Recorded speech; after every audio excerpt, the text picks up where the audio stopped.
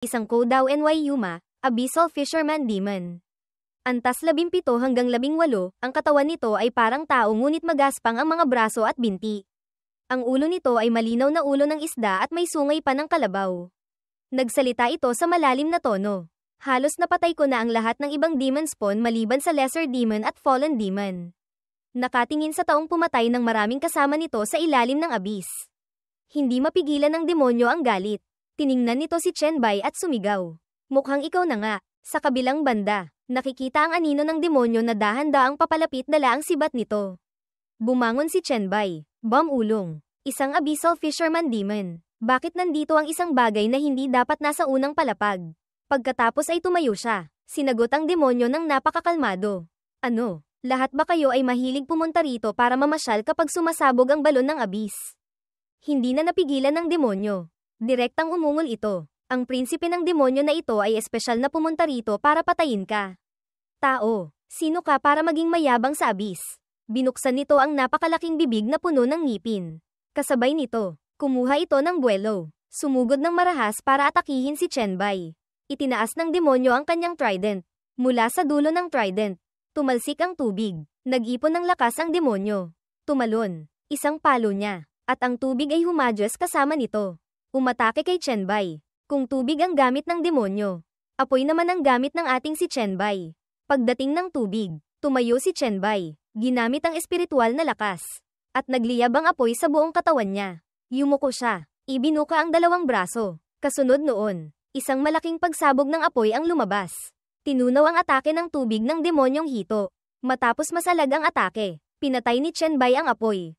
Sumulyap siya. Tinanong ang demonyo. Prinsipe ng demonyo, kaninong anak ka na Lord ng anong palapag? Talagang nagwala na ang isang ito. Nanigas ito. Binuka ang bibig na puno ng malagkit na laway.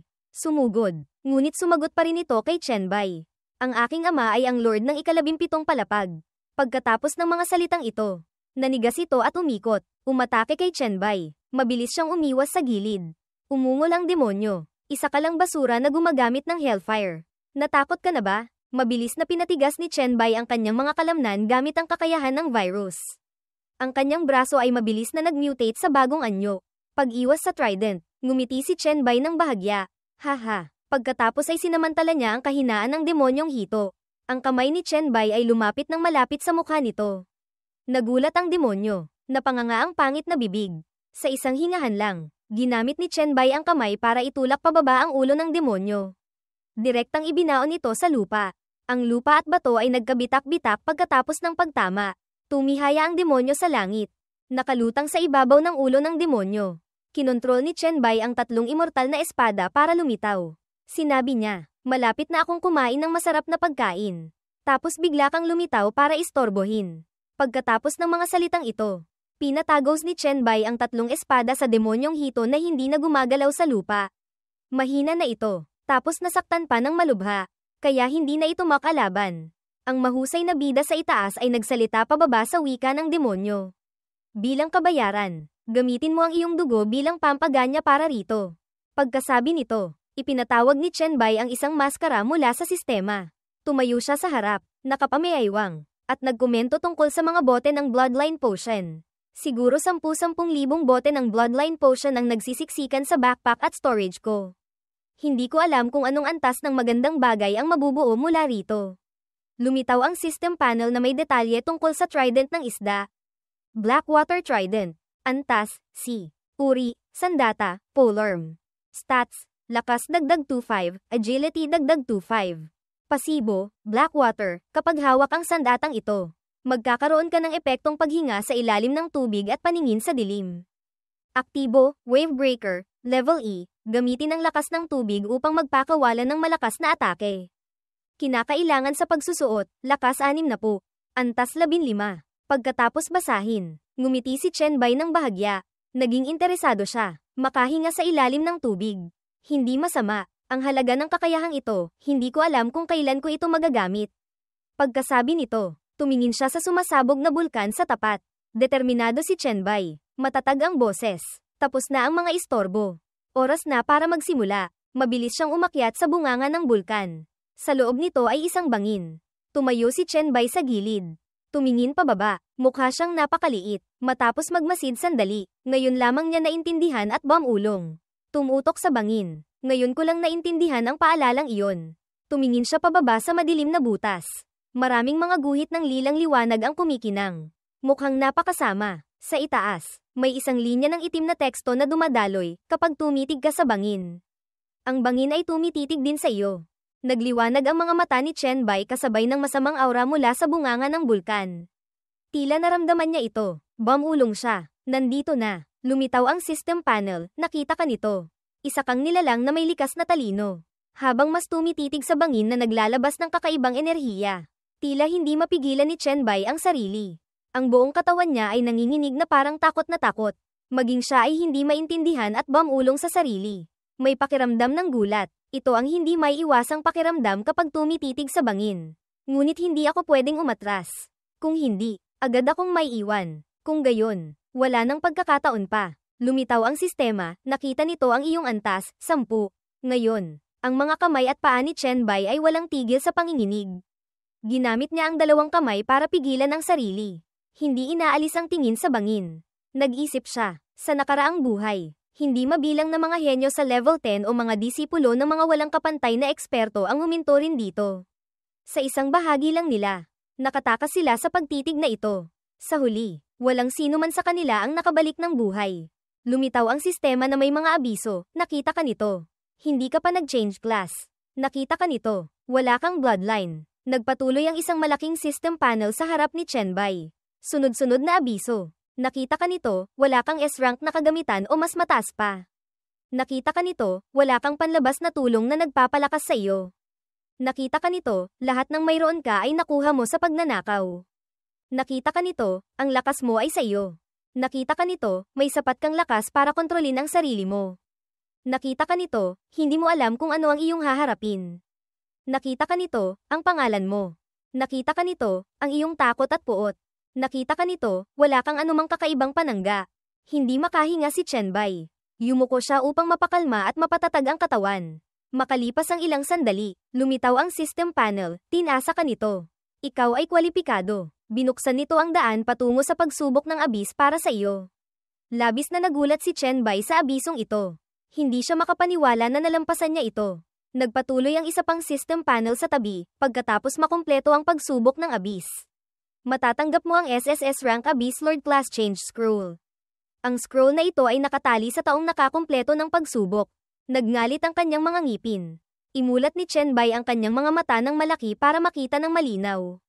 Hindi siya makapaniwala, napabulalas, tagumpay. Nagpatuloy ang sistema sa pagbibigay ng gabay, tumalon sa bangin. Simulan ang pagsubok. Ang pag-atres ay ituturing na permanenteng pagsuko. Kahit ang pag-atres ay hindi pwede. Pagod na yumuko si Chen Bai. Sinikap niyang bumangon. Heto na. Thud. Si Chen Bai, mula sa mataas na bangin, ay nagpas siyang tumalon upang magpatuloy. Inanunsyo ng sistema ang nilalaman ng pagsubok, talunin ang ilusyong anyo ng Demon Lord, antas 10, sa bawat palapag sa ilalim ng mga espesyal na kondisyon. Pagkatapos ng bawat pagtaas ng palapag, magkakaroon ka ng oras ng pahinga mula 1 minuto hanggang 1 oras. Kung walang Lord sa mga palapag ng abis, kukunin ang imahe ng Lord mula sa nakaraang palapag. Bumulusok siya pababa kasunod ng paikot na kakaibang liwanag. Nagpatuloy sa pagpapakita ang sistema. Lahat ng estado ng kalahok sa pagsubok ay ibabalik sa orihinal na limitasyon. Lahat ng kagamitan at cooldown ng mga skill ay i-reset sa 0. Lahat ng kagamitan ay aayusin. Pagkatapos makumpleto ang pagsubok, ito ay magsisimula. Ngayon, tila marami siyang nalinawan. Ang kanyang mga mata ay parang nakakakita ng malinaw. Nagsalita, buong cooldown reset. Kung gayon, ang 70 taong hourglass ay maaari ring. Biglang nag-abiso ang sistema ng isang mahalagang bagay, nagkaroon ng error. Nagkaroon ng error. Hindi maibalik ang kalahok sa pagsubok sa peak state. Biglang huminto. Si Chen Bai ay naiwang nakalutang sa kalawakan. Tulala siyang tumingin sa screen ng sistema. Hindi mapigil ang mainis. Lintik, hindi ko inaasahan na mangyayari ang ganitong hindi inaasahang bagay. Ngayon, biglang lumitaw ang sistema na may kagyat na abiso, bumalik sa nakaraan, aktibo, maaari kang bumalik sa anumang punto sa nakaraan at burahin ang lahat ng iyong nakamit sa nawalang timeline. Natitirang cooldown, 72 taon, 6 na buwan, at 7 araw. Ang skill na ito ay hindi maaaring mabawasan ang cooldown ng anumang epekto ng skill o kagamitan. Pansin, sa leeg ni Chenbai. Lumitaw ang hourglass. Tiningnan niya ang kilos na ito at nagtaka. Hourglass, bakit biglang lumitaw? Mukhang hindi kayang i-reset ng abyss ang skill na ito. Anong gagawin ko? Sunod-sunod pagkatapos noon ang maraming makakapal na system alert para kay Chenbai, nagkaroon ng error. Nagkaroon ng error. Nagkaroon ng error. Sa harap ng sitwasyong ito, talagang naguluhan si Chenbai. Hindi pa niya alam kung ano ang gagawin. Nagpatuloy ang sistema sa pagbubukas ng karagdagang abiso, dagdag, bumalik sa nakaraan, aktibo, maaari kang bumalik sa anumang punto sa nakaraan. Lahat ng iyong nakamit sa nawalang timeline ay mabubura. Limitasyon ng skill, hindi ka maaaring bumalik sa panahong bago ka pumasok sa abyss well. Cooldown, 0. Sa sandaling ito, nakalapag na rin si Chenbai sa ilalim ng mataas na hukay ng bundok. Kasabay nito, sa screen, nagpatuloy sa pagpapakita, estado ng kalahok sa pagsubok ay ganap nang naibalik. Magsisimula na ang pagsubok. Sa wakas, nalampasan din ang yugtong iyon.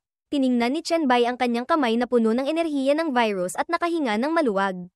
Mabuti naman. Kaya walang anumang hindi inaasahang nangyari. Bukod dito, ang cooldown ng hourglass skill ay talagang nawala na. Kaya ang paglampas sa pagsubok ng abyss na ito ay hindi na magiging problema. Makalipas ang ilang sandali, sa harap ni Chenbai, lumitaw ang isang demonyong malaki, matangkad, at maskulado. May dala itong malaking espada sa balikat. Ang kulay ng balat nito ay matingkad na lila. Ngumisi ito, tumingin kay Chenbai nang may pananabik. Unang palapag, mababang antas na Lord Demon Warrior, antas 10. Espesyal na kondisyon para sa palapag na ito, wala. Tiningnan ng demonyo si Chenbai na napakakumpiyansa sa sarili. Tahimik na tinasa ni Chenbai. Mababang antas na demonyo, wala man lang banta, tulad ng iniisip niya. Ito ay kasing halaga lamang ng kuko sa paa ni Chenbai. Isang talon niya, pinutol niya ang lilang demonyo. Sistema, nalampasan ang unang palapag. Pakiusap, pumili ng oras ng pagbawi. Susunod, sa isang palapag, isang demonyong mahaba ang buhok ang humihingal. Nalampasan ang ikalawang palapag. Pakiusap, pumili ng oras ng pagbawi. Pinagpapatay ni Chenbai ang 3 pang albino na demonyo. Pinutol ang katawan ng bawat isa sa 2 piraso. Nalampasan ang ikalimang palapag. Pakiusap, pumili ng oras ng pagbawi. Susunod ay ang demonyong may ulo ng kalabaw. Walang damit, na pinatalsik niya sa isang suntok lamang. Nalampasan ang 17 palapag. Pakiusap, pumili ng oras ng pagbawi. Ganoon na lamang, gamit ang malakas na lakas. Pinatay niya ang isang malaking galit na baka na demonyo, na nagpaiyak dito. Nalampasan ang 26 na palapag. Pakiusap, pumili ng oras ng pagbawi. Isang serye ng mabilis na pagpatay sa 3 mapuputing demonyo. Hinati ang katawan ng bawat isa sa 2 piraso sa ere. Nalampasan ang 34 na palapag. Pakiusap, pumili ng oras ng pagbawi. Patuloy na ganito, walang tigil ang abiso ng sistema, nalampasan ng 41. 50 palapag. Pakiusap, pumili ng oras ng pagbawi. Sa 66 na palapag, ang demonyo sa ulo ay may 2 sungay. Hawak ang isang malaking espada. Idinila ang dila, sumugod para atakihin si Chenbai. Mamatay ka na, tao. Dito magtatapos ang iyong paglalakbay. Sa ibaba, impormasyon ang nagpakita, Demon Lord Blood Armor Clan Sword Demon Edo, antas 10. Espesyal na kondisyon para sa palapag na ito, maaari lamang patayin sa pamamagitan ng kahinaan. Ang mga atake sa ibang bahagi ay walang epekto. Sa sandaling ito, tila nagulat si Chenbai. Habang sumusugod ang demonyo, nagngalit siyang ngipin, bamulong ng may pagkainis, lintik, may espesyal na kondisyon mula sa 50 palapag pataas. Nagsimula nang bumaba ang lamang ko sa attributes. Ang fighting skills ko mula sa 2 buhay ay hindi kayang tapatan ng buong buhay na pakikipaglaban sa mga demonyo. Dagdag pa ang ganitong kondisyon. Ang attributes at fighting skills ay wala nang lamang. Kailangan ko pang hanapin ang kahinaan niya. Nag-atake sila sa isa't isa. Habang pababa ng pababa, si Chenbai ay parehong napapagod at nauubusan ng lakas. Hindi na kasing angas tulad ng dati. Tumama ang espada nito sa balikat ni Chenbai. Tinitigan ang kasuklam-suklam na mukha ng Demon Lord. Nag-isip si Chenbai, sa kasalukuyan, one-on-one laban sa Demon Lord. Ang attributes at fighting skills ay wala nang lamang. Kailangan ko pang hanapin ang kahinaan niya. Kailangan kong makipagsapalaran ng kaunti. Sumugod sina Chenbai at ang demonyo sa isa't isa. Ang tunog ng mga sandatang nagbabanggaan ay malakas. Clang, clang, thud, thud. Pareho silang tumilapon sa magkabilang panig. Umikot si Chen Bai ng ilang beses sa ere. Mabilis niyang inayos ang postura para makalapag. Sinamantala ng demonyo ang sandaling ito. Mabilis niyang inihagis ang espada kay Chen Bai at sumigaw. Walang saysay ang pagpupumiglas. Mamatay ka na. Og. Isang ungol mula kay Chen Bai. Nagbago ang kanyang mukha. Ang buong katawan niya ay nasaktan dahil sa impact. Ang espadang inihagis ng demonyo ay tumago sa katawan ni Chen Bai. Tumilapon siya. Ganap na nasugatan si Chen Bai. Nakahiga siya sa lupa. Ngayon, humina na ang lakas ni Chen Bai.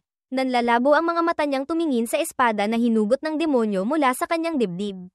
Sinabi nito, "Tao, mahusay ang iyong kakayahan at recovery ability. Ngunit napakatanga mo." Pagkasabi nito, tumalikod ito. Malakas na iwinasiwas ang espada. Nagpatuloy ito. "Pinalakas ako ng mga dakilang tuntunin ng abis. Hindi mo ako matatalo." Sa sandaling ito, lumitaw ang sistema, Venom Hand State Active. Nag-react si Chen Bai. Itiningala niya ang leeg. Sinusubukang bumangon. Si Chen Bai ay may plano. Ngayon, nagngangalit ang mga ngipin. Pinilit ng ating bida na bumangon. Sinabi niya sa demonyo ng may pagmamalaki. "Masyado kang maagang nagdiwang." Nagalit na lumingon ang demonyo. Natuklasan nitong hindi pa ganap na patay si Chen Bai kaya labis itong nagalit. Gayunpaman, bago pa makapag-atake ulit, napakabilis na bumangon si Chen Bai. Ginamit niya ang dalawang kamay para punitin ang 2 piraso ng laman sa may baywang ng demonyo. Inatake ito ng biglaan kaya napahiyaw ito sa sakit. Ang buong katawan ng demonyo ay nahawa na ng lason. Natutunaw ang mga piraso ng balat at laman nito na parang nadudurog. Sa huling sandali nito, puno pa rin ito ng hinanakit at hirap na napabulalas. "Ikaw, paano?" Sistema, nalampasan ng ika-66 na palapag. Pakiusap, pumili ng oras ng pagbawi. Bumagsak ang demonyo. Una ang mukha sa lupa. Si Chen Bai ang nagwagi. Tiningnan niya ang bangkay ng demonyo. "Ang tanga ay ikaw." Iniunat niya ang kamay para bawiin ang mga galamay na virus. Sinabi niya, noong hindi pa na-atake ang kahinaan. "Hindi ka umiiwas. Kapag hindi pa tiyak ang panalo o talo. Nagyayabang ka na. Salamat sa katangahan mo. Mabilis kong nalampasan ang pagsubok." Makalipas ang ilang panahon, nakarating na si Chen Bai sa ika-100 palapag ng abis. Sistema, ika-100 palapag, Swordmaster Fallen Demon Zob, antas 10.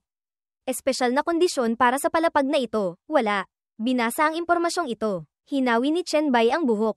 Mausisa, pinakamahinang Fallen Demon. Walang espesyal na kondisyon. Medyo nakakasilaw ang liwanag dito. Tinakpan niya ang mata gamit ang kamay.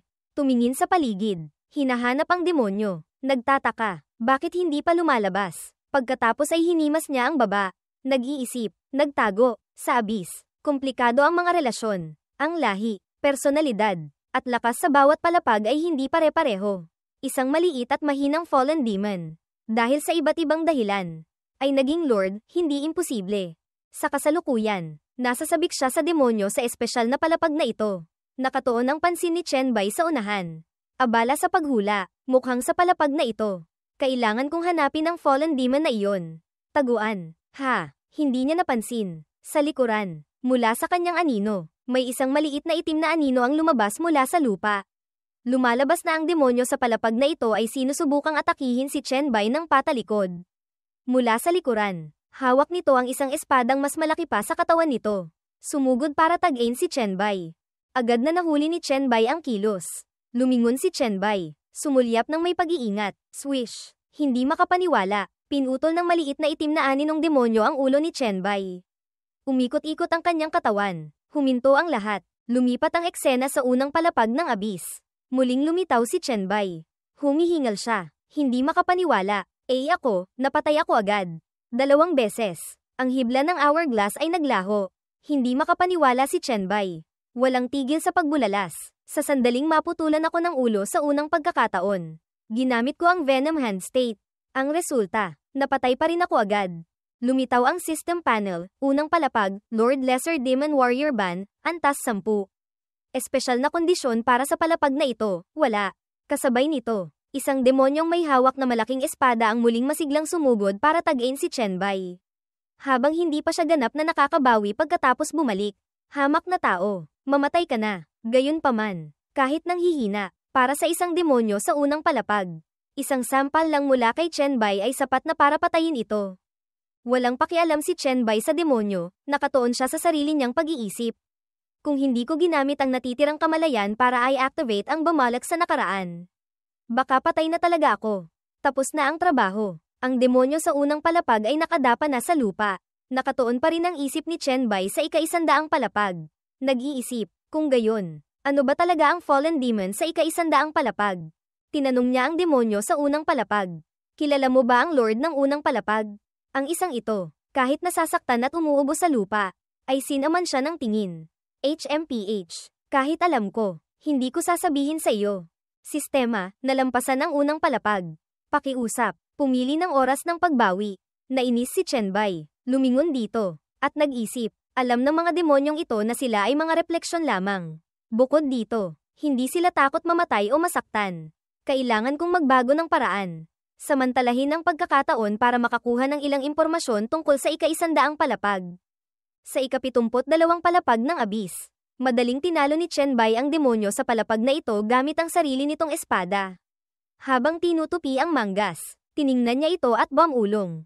Burning Step Fallen Demon, ang pinakamababang uri ng demonyo. Sa basic attributes, hindi man lang ito makapantay sa mga tao. Ang maging lord ng ika-72 palapag ay marahil dahil lang sa swerte. Ang demonyong nakadapa sa lupa ay nakarinig nito at bumulong. Tao, pagbabayaran mo ang iyong kayabangan. Sa huli, mamamatay ka sa kamay ng isang fallen demon. Ang matitigas na salitang ito ng demonyo ay talagang nakakapagod kay Chen Bai.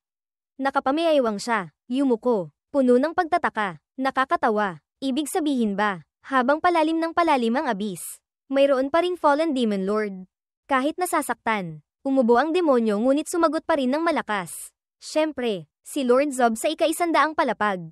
Ang propesyon niyang Shadow Sword Demon ay nalinang gamit ang katawan ng Fallen Demon.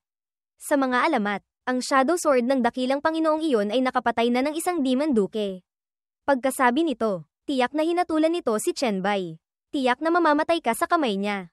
Nakakabingi na, tinapakan ni Chen Bai ng diretso ang ulo ng demonyo hanggang madurage. Tumingin siya pababa na may malupit at malamig na mga mata. Salamat. Sistema, nalampasan ng ika-72 palapag. Pakiusap, pumili ng oras ng pagbawi. Sa ika-100 palapag ng Abyss, muling nakarating sa palapag na ito. Iba sa nakaraan, may karanasan na si Chen Bai. Tumingin siya sa paligid, nag-iisip, Shadow Sword Demon, isang propesyon na tanging ang 3rd Advancement Dark Knight Assassin lamang ang makakamit. Tinatayang S-rank ito, maliban sa kakayahang one-hit kill. Maaari rin itong gamitin ng anino para magpakawala ng mga atake ng espada. Kakaiba at hindi inaasahan ang mga pagbabago nito. Pag-isip nito, tila may naunawaan si Chen Bai. Tiningnan niya ang kanyang kamay at tiniyak.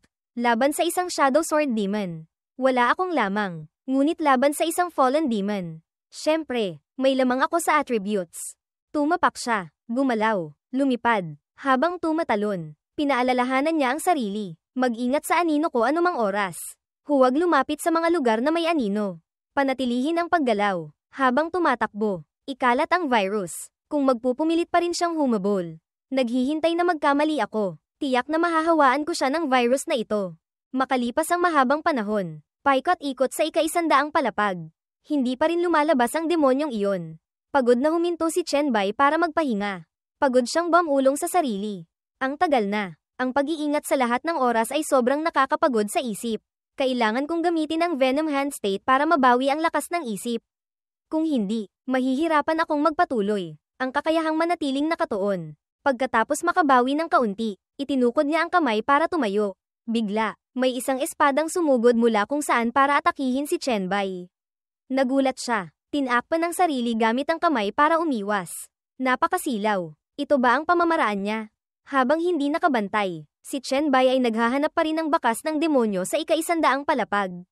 Nainis siya. Hindi. Mali. Hindi niya napansin. Sa ibabaw ng ulo ni Chen Bai, lumabas ang ulo ng demonyo mula sa ibang dimensyon. Hindi pa rin umaatake ng patalikod. Mabilis na tumalon ang demonyo. Handang putulin ang ulo niya sa pangalawang pagkakataon. Ngunit hindi na ganoon kadali. Ginamit ni Chen Bai ang kamay. Ginawa itong isang malaking kalasag para harangin ito. Ang kabilang kamay ay agad na hinugot at ipinatawag ang espada. Tumalon siya paatras para mapanatili ang distansya sa demonyo. Kasabay nito, kinontrol niya ang 3 espada para sumugod. Ang demonyo sa ika-100 palapag ay may pinakamataas na evolved na anyo sa lahat ng nakaharap niya. Nakakapagsalita pa ito ng wika ng tao. Itinaas nito ang matalim na talam ng espada. Itabi mo ang iyong matalim na espada. Tao, nanalo ka na. Lumitaw ang system panel, ika-100 palapag, Swordmaster Fallen Demon Zob, antas 10. Ang demonyong ito ay hindi kasing yabang ng mga nasa mas mababang palapag. Tinanggap nito ang pagkatalo. Tumingin ng diretso kay Chenbai. At matatag na sinabi, ang limitasyon ng pagsubok ang pumipigil sa akin na gamitin ang buong lakas ko. At nahawaan na ako ng iyong virus. Ito na ang huling buong lakas kong atake. Kasabay nito, ginawa niyang anyong talam ng espada ang kanyang braso. Sumagot si Chenbai, ganun ba? Ang demonyo ay unti-unti nang naglalaho. Tumayo ito ng matatag. Sinabi ang mga huling salita kay Chenbai. Tao, mag-ingat ka. Kung malalampasan mo ang pagsubok, malugod kitang tatanggapin sa ika-100 palapag ng abis para makipaglaban sa akin muli.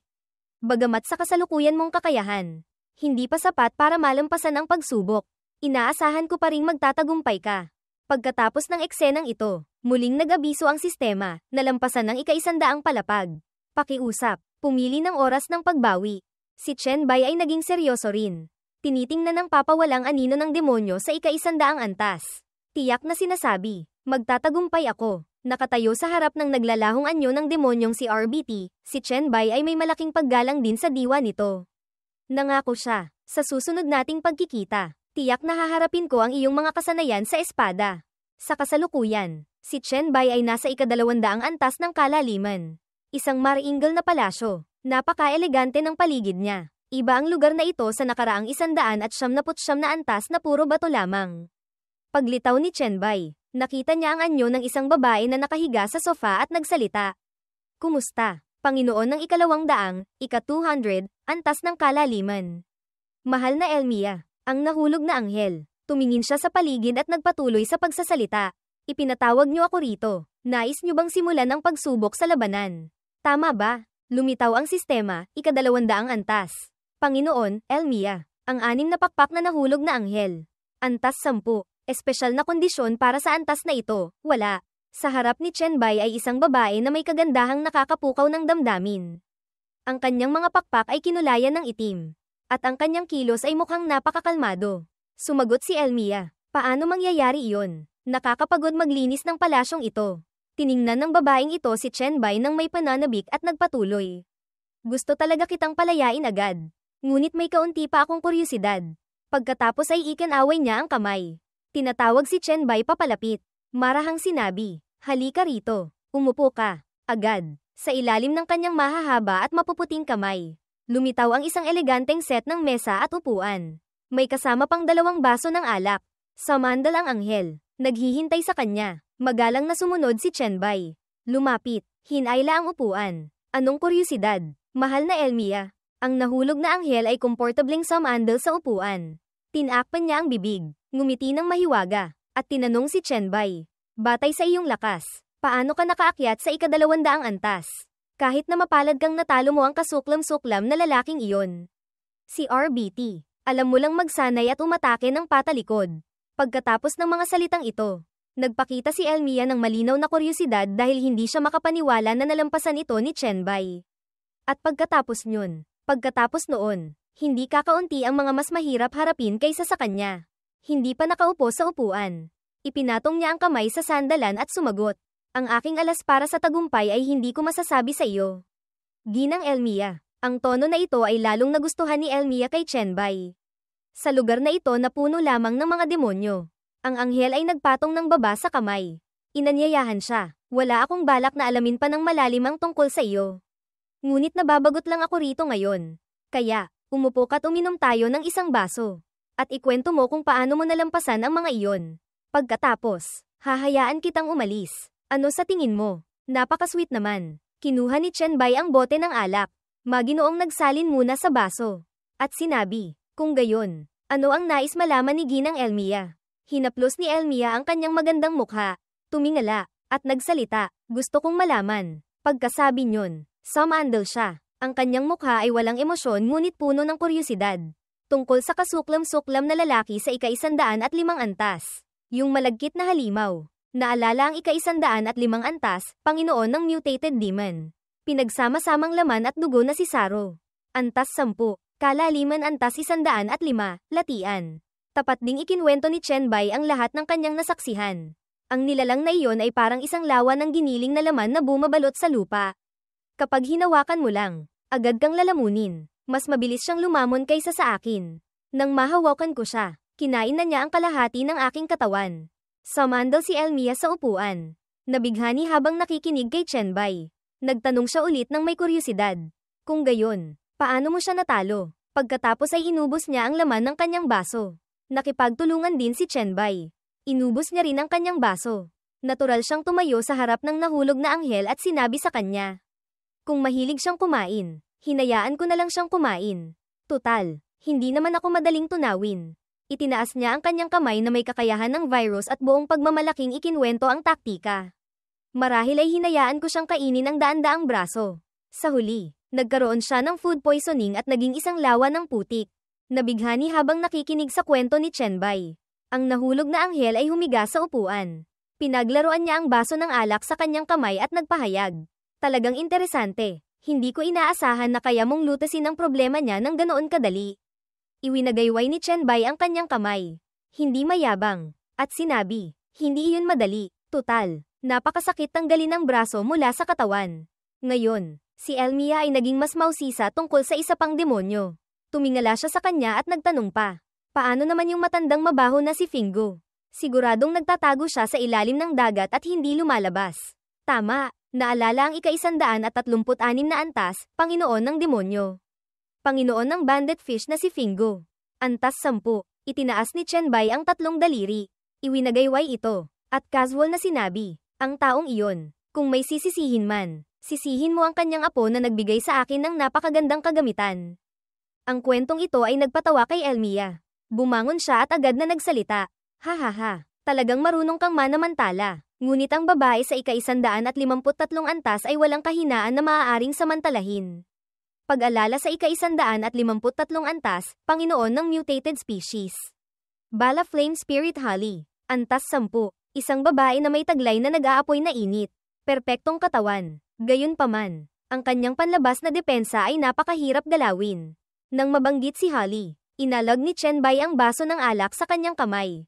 Hindi mapigil ang humanga sa taong ito. Tama ka, talagang napakalakas niya. Pinatay niya ako ng 15 beses na sunod-sunod. Yumuko siya at nagpaliwanag. Ngunit ang mataas na temperatura niya ay walang epekto sa aking virus. At ang kanyang katawang lava ay nagpahirap sa akin na umatake. Naalala ang hirap noon. Si Chen Bai ay nahirapan sa harap ng ilog ng lava. Nainis siya, lintik, nagtago na naman siya. Tuwing nasusugatan siya, nagtatago siya sa lava para gumaling. Nang maalala ito, ayaw na niyang balikan. Huminga ng malalim si Chen Bai at nagpatuloy. Inabot kami ng 5 buong araw para mapatag ang lawa ng lava na iyon. Para maubos ang kanyang init, pinapatunayan ko, siya ang pinakamahirap na kalaban na nakaharap ko sa 200 antas na ito. Ang dalawa ay nabighani sa pag-uusap, na parang magkaibigan na sila at hindi na isang pagsubok. Umupo ng tuwid si Elmia. Diretsyong nagsalita tungkol sa kanya.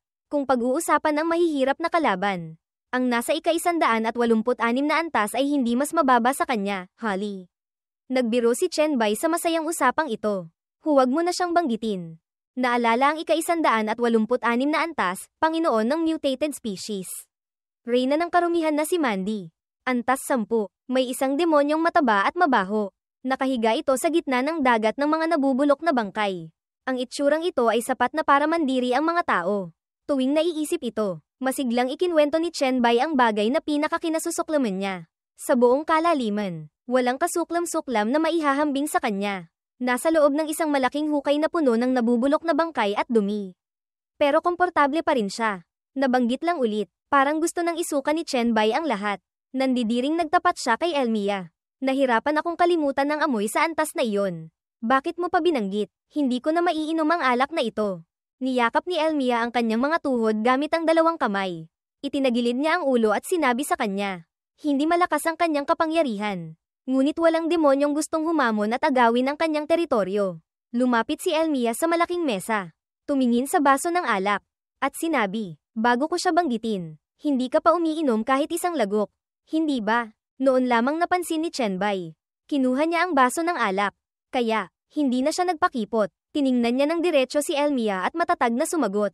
Sige, dahil hindi ako nangangahas na uminom ng alak na mula sa kapangyarihang mental ng Panginoon ng nahulog na anghel.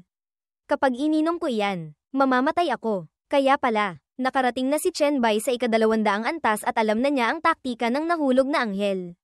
Kalokohan, namatay na ako dahil sa pag-inom ng alak minsan.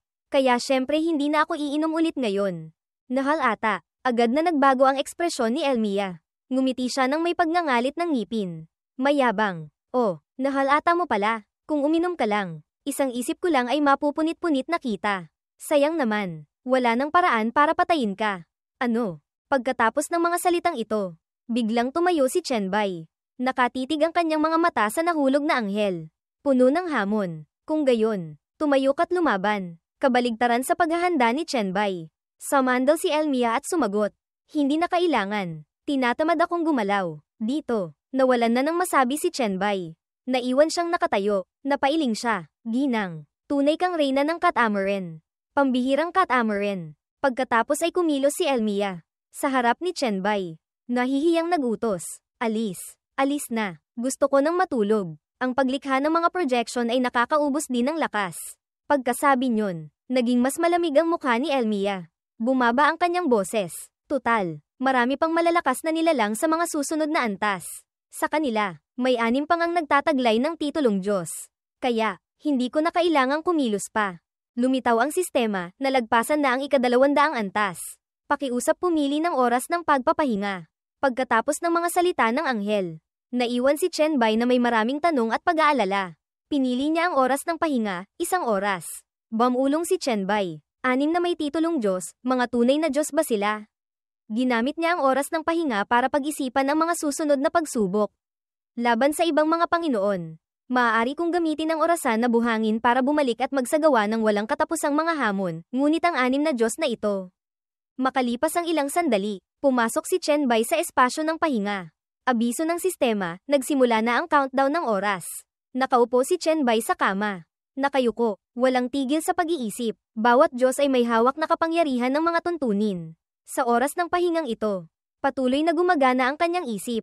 Hindi niya maiwasang makaramdam ng pag-aalala. Kaya maaari lamang akong umasa na wala silang kakayahang patayin ako agad. O kahit burahin ako. Hinawakan ng orasan na buhangin sa kanyang kwelyo.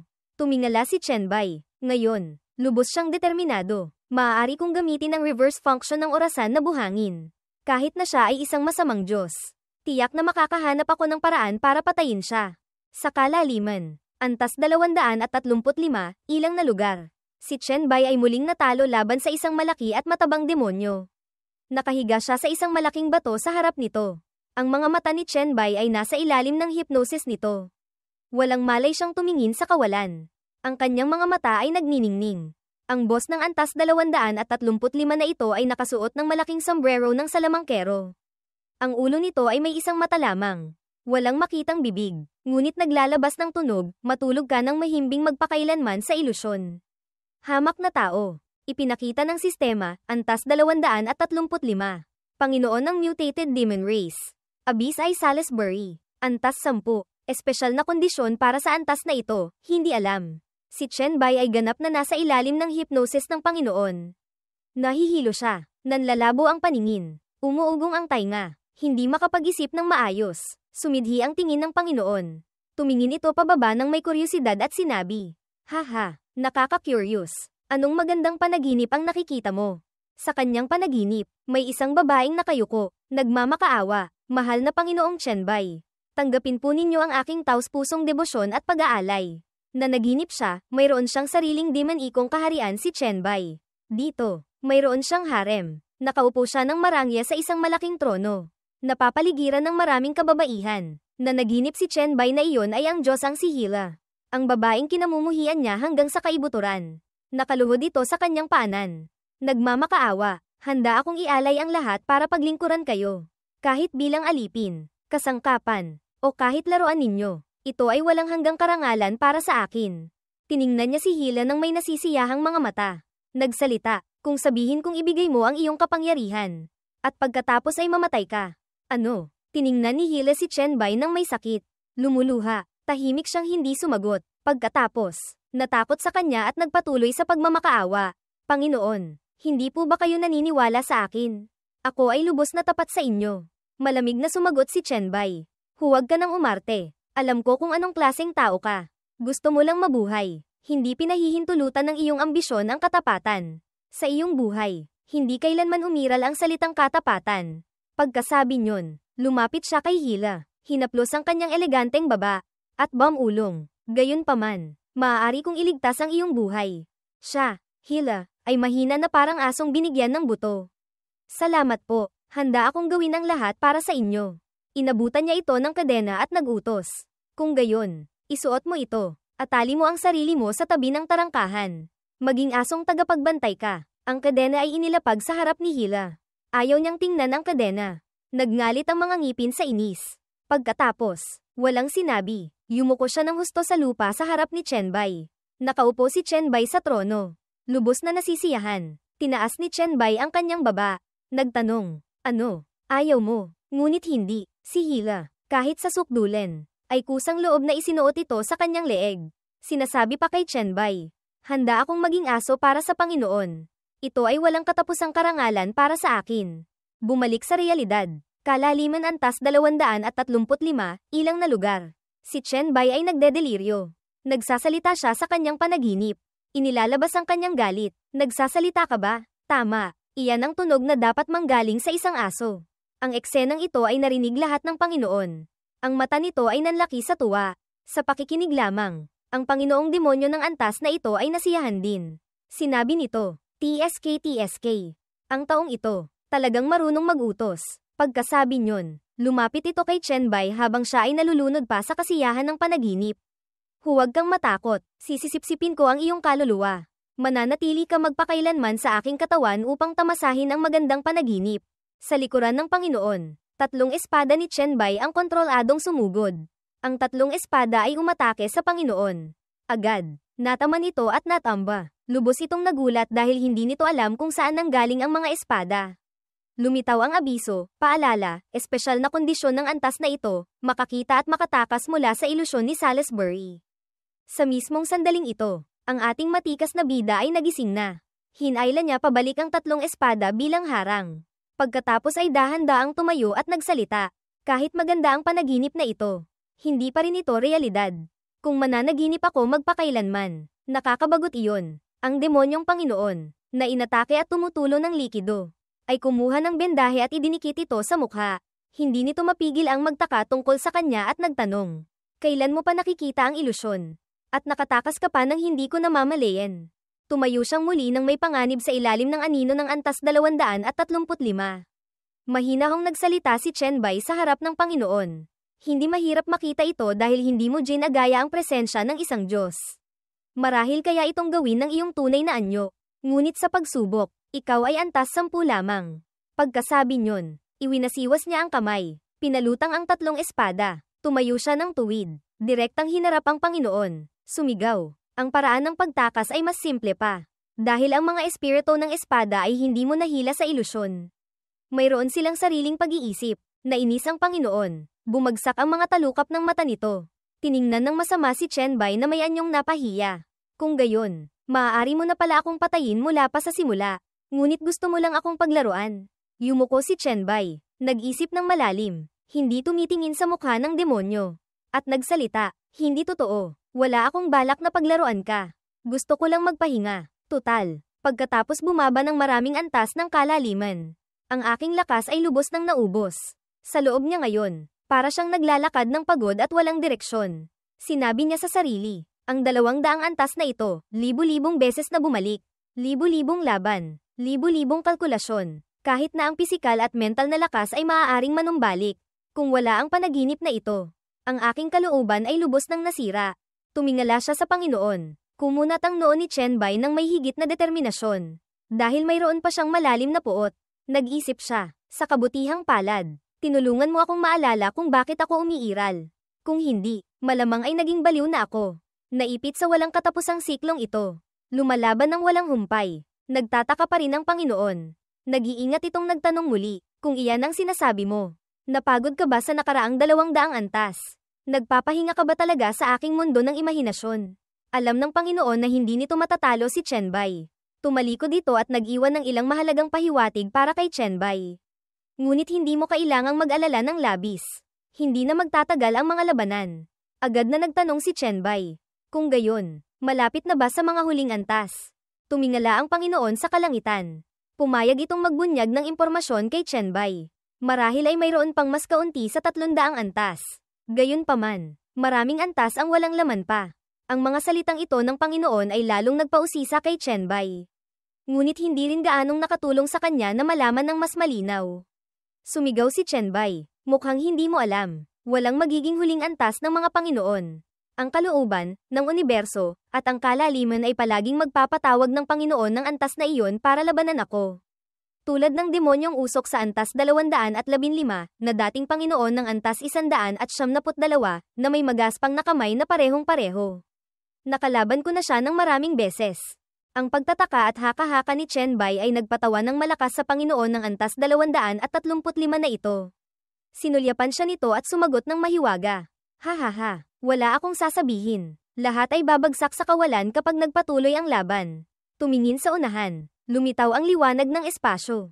Ipinaliwanag ng Panginoon kay Chenbai. Sa mga susunod na antas, kapag nakipaglaban ka sa mga may mataas na lakas, hindi mo sinasadyang masisira ang maraming suson ng espasyo ng sunod-sunod. Habang lumalalim ang antas, mas mabilis at mas malakas itong mangyayari. Naintindihan. Nagtatakang nagtanong si Chenbai.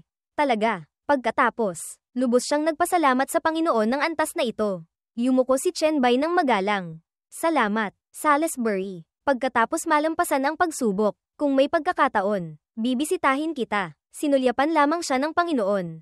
Nagpakita ito ng malaking ngiti at nangako pa sa kanya. Hihaha, sa panahong iyon, ipaparanas ko sa iyo ang pinaka-perpektong ilusyon. Kung hindi mo ito malulutas, hindi kita hahayaang lumabas. Lumitaw ang abiso ng sistema, nalagpasan mo na ang antas 235. Pakiusap pumili ng oras upang magpatuloy. Tumingin ng diretso sa sistema. Si Chenbai ay tila nabawi na ang kanyang malakas na kalooban.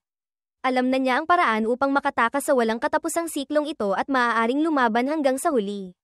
Pinatunog niya ang kanyang mga daliri. Kumpiyansang sumigaw. 1 segundo. Sa puso, pinalakas niya ang sarili. Sige lang. Sobrang nasasabik ako ngayon. Pagkatapos noon, sunod-sunod na mga antas ang winasak ni Chenbai. At ang mga walang laman na antas ay nilaktawan. Tulad ng sinabi ni Salisbury sa kanya. Gumagalaw sa kalawakan patungo sa mga bagong antas. Nag-isip siya, laktawan. Talaga bang maaaring laktawan ang mga gumuho ng antas? Hindi ko alam kung ilang antas ang malalaktawan sa unahan. Abiso ng sistema, papasok sa antas 270. Paglipad sa kalawakan, hindi niya maiwasang magtaka. Sa katotohanan, nakalaktaw na ako ng 40 antas. Bakit napakarami? Sa susunod na bumalik ako mula sa simula, tatanungin ko ang nahulog na anghel, Elmia, at si Salisbury. Makalipas ang ilang sandali, sa wakas ay nakarating si Chenbai sa antas 270. Agad na nag-abiso ang panel ng sistema, antas 270. Panginoon ng demonyo, Panginoon ng mga hayop, Baphomet, antas 10. Espesyal na kondisyon para sa antas na ito, talunin si Baphomet pagkatapos malampasan ang labirinto. Pagkabasa ng abiso ng sistema, tumingin si Chenbai sa paligid. Ulong, Baphomet, Panginoon ng mga hayop. Kilala ko ang karakter na ito. Siya ang Diyos ng tribong Bayan. Ang paniniwala ng mga barbaro. Isa ito sa 6 na tunay na Diyos na binanggit ng nahulog na anghel, Elmia. Gayunpaman, wala pa ring galaw. Muling tumingin si Chenbai sa paligid ng lugar na ito. Hindi niya mapigil ang magbulalas. Ang lupa ay puno ng dugo, talagang madilim. Pagkatapos ay tumingin siya sa labirinto sa harap niya. Pinaalalahanan ni Chenbai ang sarili. Kahit na napakahirap ng mga nakaraang antas. Ngayon palang magsisimula ang tunay na pagsubok. Sinasabi na aatakehin ka anumang oras kapag pumasok sa labirintong ito. Kaya kailangan kong maging napakaingat. Ilang hakbang pa lamang ang nagagawa niya papasok sa labirinto. Si Chenbai ay napakaingat pa rin sa unahan. Hindi inaasahan. Sa likuran niya mismo, lumitaw ang malaking si Baphomet mula sa kadiliman at itinaas ang kamao. Ang malaking anyo ng toro, si Baphomet, ay dahan-daang lumitaw mula sa likuran ni Chenbai. Sinusubukan itong manatiling tahimik upang biglang umatake. Narinig ng bida ang yabag ng malaking toro. Natuklasan ito ni Chenbai. Lumingon siya ng may mataas na pag-iingat. Sumugod si Baphomet na parang hangin. Itinira nito ang malaking kamao kay Chenbai. Ngunit, napakabilis din ang kilos ni Chenbai. Agad niyang ginamit ang kanyang braso na may kakayahan ng virus. Ginawa itong kalasag upang harangin ang atake. Nagbanggaan ang dalawang puwersa. Tumalsik ang galit na Toro. At mabilis ding bumalik si Chen Bai sa depensibong tindig. Sinamantala ang pagkakataon. Binago ni Chen Bai ang kanyang braso mula sa kalasag patungo sa isang mahabang espada. Gumawa siya ng sariling armas para labanan si Baphomet. Lumipad pa itaas si Chen Bai. Umikot, at umatake. Iwinasiwas niya ang espada. Tumama sa Toro. Sunod-sunod itong tumanggap ng mga ganting atake mula kay Chen Bai. Napahiyaw sa sakit si Baphomet. Tumingala sa langit, sa ilang sagupaan lamang. Ang malaking Toro, na inaasahang napakalakas, ay pinabagsak ni Chen Bai. Natamba ito patalikod. Dumausdos sa sahig. Tapos na ang laban. Dahan-daang lumapit si Chen Bai. Tinitingnan si Baphomet. Hindi rin siya makapaniwala na natapos ito ng ganoon kabilis. Tiningnan niya ito. Nagtaka si Chen Bai. Patay na. Pagkatapos ay yumuko siya upang tingnang mabuti ang Toro. Lubos na nagulat si Chen Bai sa kanyang nakita sa harap niya. Lumalalim. Hindi, ang anyo nito ay lumulubog. Agad na tumalon si Chen Bai upang sunggaban si Baphomet. Kumuha siya ng buwelo. Tumalon. Ngunit malapit na ay hindi pa rin umabot. Sa sandaling ito, si Baphomet ay ganap ng lumubog sa mga baldose sa sahig. Nanghihinayang siyang tumalon. Sumable. Sinuntok niya ang matigas na sahig. Isa lamang itong paunang atake. Tinitigan ni Chen Bai ang lugar kung saan naglaho ang Toro. Patuloy siyang nagdududa. Bumubulong. Naging dugo, naglaho. Iyon siguro ay isang blood clone na ginamit para pigilan ang mga mananakop. Sa oras na ito, sa paligid niya ay patuloy na may maraming hindi maintindihang kaluskos. Nagtaka si Chen Bai. Lumingon siya upang suriin ang paligid. Mula sa malayo sa labirinto, may isang anino na may mga sungay ng Toro. Pagkakita sa madilim na anino, labis na nagulat si Chen Bai. Napabulalas siya ng may pagkamangha. Nagsisimula na naman. Pagkalipas ng isang segundo, lumitaw si Baphomet. Ginamit nito ang dalawang sungay upang suwagin si Chen Bai. Ang lakas ni Chen Bai ay hindi rin biro. Ganoon na lamang. Naglaban sila ng harapan ng galit na Toro. Nagbanggaan ang dalawang malakas na puwersa. Tumingin siya ng may pagmamalaki sa hayop na ito. Mukhang positibo ang kanyang ekspresyon. Bumulong siya. Ang kaalaman ko tungkol sa Panginoon ng mga hayop ay ilang tsismis lamang. Mukhang kailangan kong alamin pa ng dahan-dahan. Lumitaw ang abiso ng sistema, mas malakas ang puwersa ng atake kaysa kanina. Baphomet antas 2. Stats, lakas 150-300 bilis 125-250 Konstitusyon 175-350 Espiritu 150-300 Talento, hormone ng manlalaban. Habang mas ninanais ang laban, mas tumataas ang lakas at bilis. Habang mas tinatamasa ang laban, mas tumataas ang konstitusyon at espiritu. Ang pinakamataas na pagtaas ay 5 beses. Agad, hindi napansin ng galit na Toro. Sinipa ni Chen Bai ang nguso nito. Si Baphomet ay tumalsik patalikod. Nag-backflip siya. Pagkatapos ay lumapag ng maayos. Ginamit ang kanang paa bilang suporta upang tumayo ng matatag. Nagsalita si Chen Bai. Antas 2. Ang talentong ito ay napakalakas. Kaluskos, sumalo si Chen Bai sa atake. Ginamit niya ang kanyang kakayahan sa virus. Maraming patong ng mga tinik ang lumabas mula sa lupa. Tumama sa katawan ni Baphomet. Napahiyaw ito sa sakit ngunit hindi makalaban. Sumigaw si Chen Bai. Earth Spike. Nakatayo. Pinapanood ang malalaking tinik na umatake. Nag-isip si Chen Bai. Kung gayon, mukhang pagpasok sa labirinto, si Baphomet ay antas 1 lamang. Makalipas ang ilang sandali, lumitaw ang sistema, Baphomet antas 3. Sinaksak ito ni Chen Bai sa lalamunan. At ganoon na lamang, direktang tinapos ito. Sunod ay si Baphomet antas 4. Pinabagsak siya nito gamit ang kalasag at espada. Bumagsak ang galit na Toro sa harap niya. Sumandal sa pader. Napagtanto ni Chen Bai. Habang lumalalim ako, mas mataas ang antas ni Baphomet na lumilitaw. Hanggang sa Baphomet antas 5. Stats, lakas 450-900 bilis 375-750 Konstitusyon 551,100 Espiritu 450-900 Talento, blanco. Pagkatapos mapabagsak ito, pagod na pagod siya. Hirap huminga. Tiningnan ni Chen Bai ang malaking katawan na iyon. Nag-isip, mukhang kailangan kong labanan ang 10 Baphomet. Ngunit itong antas 5 na ito ay halos kapantay ko na sa mga katangian. Ngayon, si Chen Bai, pagkatapos ng maraming mahihirap na laban, kinaladkad ang kanyang pagod na katawan. Sa wakas ay nakaharap niya si Baphomet antas 10. Pagod na pagod. Pinilit niya ang sarili. Hindi ito ang oras para mag-alala. Ituloy lang ang pagsulong. Pagkalipas ng 30 minuto, si Chen Bai ay lubos nang naubusan ng lakas. Nakahiga siya sa isang bato. Si Baphomet ay tumagos sa kanyang tiyan. Sinusubukan niyang tanggalin ang matulis na bagay mula sa kanyang katawan. Nasa matinding sakit siya. Nagbulalas, lintik, sa bawat pagtaas ng antas nito. Ang paglakas ay mas malaki kaysa sa inaakala ko. Kasabay nito, si Baphomet antas 7 ay sumugod mula sa kung saan sa harap ni Chen Bai na parang isang missile. Ang dalawang mata nito ay nagniningning na pula. Mukhang napakamapanganib. Lubos na natarante si Chen Bai. Habang tinitiis ang sakit, tiningnan niya ang bagay na papalapit sa harap niya. Bumulong siya. Dahil sa mahinang espiritu, hindi ko na magamit ang pandaman ng isip para malaman ang eksaktong mga katangian nito. Ngunit sa laban, nararamdaman ko na ang mga katangian nito ay 1.5 beses nang mas mataas kaysa sa akin. Halos doble pa nga, pagkatapos ng mga salitang ito. Iyon din ang sandaling sumugod ang galit na toro at sinuwag si Chen Bai. Bumaon siya. Ang lakas nito ay katumbas siguro ng isang tren na tumama. Sa sandaling ito ng buhay at kamatayan. Ang orasan na buhangin sa leeg ni Chen Bai ay nagliwanag. Kusang lumutang ito mula sa kanyang leeg. Si Chen Bai ay labis pa ring nag-aalala. Nalalamangan ang mga stats, ang paggamit ng virus para pahinain ito ay mangangailangan ng masyadong maraming oras. Ano ang dapat kong gawin? Pagkatapos, ang gintong liwanag sa orasan na buhangin ay sumidhi. Ginamit ni Chen Bai ang kakayahan ng orasan na buhangin upang bumalik. Nakahiga siya sa sahig. Nag-iisip, kailangan kong mangalap pa ng impormasyon, subukang humanap ng paraan para talunin si Baphomet. Sa kasalukuyan, si Chen Bai ay bumabalik sa sandaling kapapasok pa lamang niya sa antas na ito. Sa pasukan ng labirinto, sinusubukang tumayo ng matatag. Puno siya ng determinasyon. Ulit, nag-focus ang paningin ni Chen Bai sa target sa harap niya. Yumuko siya, puno ng determinasyon. Sa pagkakataong ito, susubukan ko kung hindi ko papatayin ang mababang antas na si Baphomet. Ano ang mangyayari? Abiso ng sistema, Baphomet antas 1.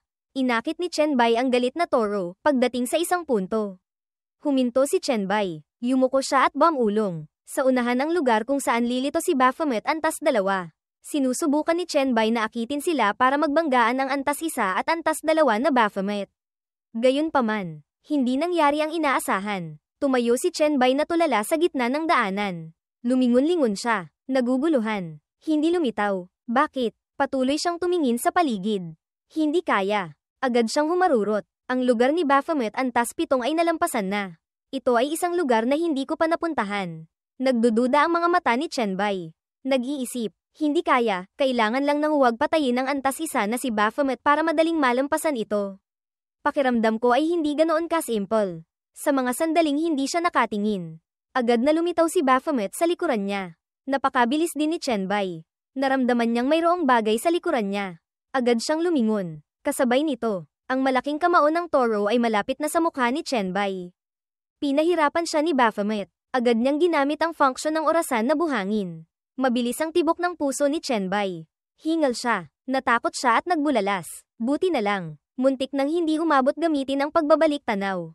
Ang bilis ay lumampas na sa limitasyon ng aking reaksyon. Nakatayo sa harap ng pasukan ng labirinto.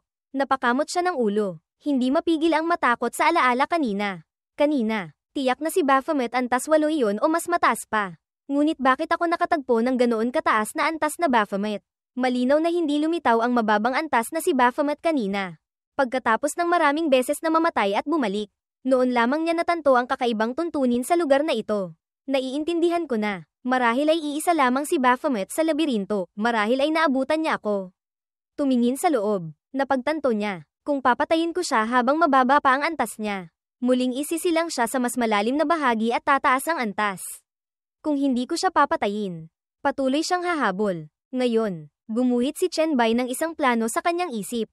Pagpasok sa labirinto, mababa ang antas niya. Mahina ang mga katangian, kaya madali ko siyang matatapos. Ngunit unti-unti siyang tataas ng antas habang lumalalim ako sa labirinto. Tumatanggap ng malaking pagpapalakas sa mga katangian. Kaya, ang maabyutan niya ako ay hindi maiiwasan. Kung gayon, may oras ako para gamitin ang virus para pahinain siya. Ngayon, nalilito siya. Hindi alam kung ano ang gagawin. Ngunit mamaya, kapag tumaas ang antas niya, biglang tataas ng husto ang mga katangian. Pag-iisip nito, tumingin siya sa screen ng sistema. Para makapaghanda, Kailangan kong tingnan ang natitirang mga puntos ng virus kung may maaari pa akong i-upgrade na kasanayan. Lumitaw ang impormasyon sa sistema, uod ng isip. Maaaring baguhin ang sariling espiritu, isip upang maging uod at makahawa sa target. Ang espiritu ng nahawa ang target ay bababa ng malaki ang katatagan. Kasabay nito, lilikha ito ng mga negatibong emosyon, na magdudulot sa kanila ng mga problema sa pag-iisip. Kahit na tendensyang magpatiwakal. Pagkabasa nito, sumigla ang kanyang espiritu. Tiningnan niya ito at kumpiyansang sinabi. Dati, hindi ko pinansin ito, bagong kasanayan na lumitaw pagkatapos ma-unlock ang lakas ng isip. Ngayon, maaari na akong pumasok ng may kumpiyansa. Humakbang si Chen Bai ng may katatagan. Ang mga negatibong emosyon at problema sa pag-iisip ay tiyak na pipigil sa hormone ng manlalaban ni Baphomet. Babawasan ang kanyang paglakas. Baphomet, maghanda ka ng mamatay.